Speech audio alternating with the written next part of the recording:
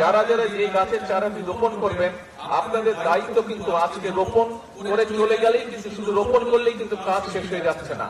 একটি শিশু যখন ভূমিষ্ঠ হয়, শিশুরা ভূমিষ্ঠ হলেই কিন্তু বাবা মায়ের কাজ শেষ হয়ে যায় না, বরং শিশুরা ভূমিষ্ঠ হওয়ার পরে শিশুটাকে যত্ন সহকারে গড়ে তোলা, যত্ন সহকারে মানুষ করাই হচ্ছে সবচেয়ে আসল কাজ।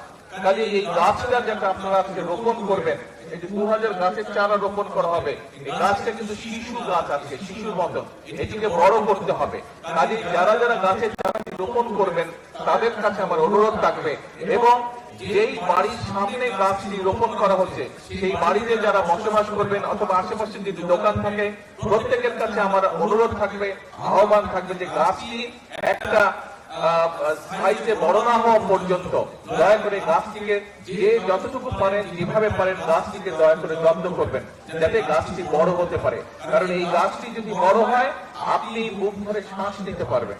এই গাছটি যদি বড় হয়, এই গাছটি বড় হলে এই গাছের তলায় আপনি শান্তি মতন ছায়ায় বসতে পারবেন। কাজে এই গাছটি আমাদের উপকারের জন্য হবে, শুধু আপনার না, আপনার সন্তান, আপনার পরিবার, আপনার এলাকার মানুষ, আপনার পাড়ার মানুষ সকলে এই গাছের সুবিধা পাবে। গাছটি গরমকালে যখন গাছটি বড় হবে, গরমকালে যখন বাতাস হবে গাছটিতে, সেই বাতাসের যে শান্তির স্পর্শ বাতাস সেটিও আপনি পাবেন। কাজেই আসুন আমরা যদি আমাদের এলাকাটাকে সুন্দর করতে চাই, আমরা যদি আমাদের দেশটাকে সুন্দর করতে চাই, তাহলে অবশ্যই আমাদেরকে এই গাছের যত্ন নিতে হবে, বৃক্ষ রোপণ করতে হবে।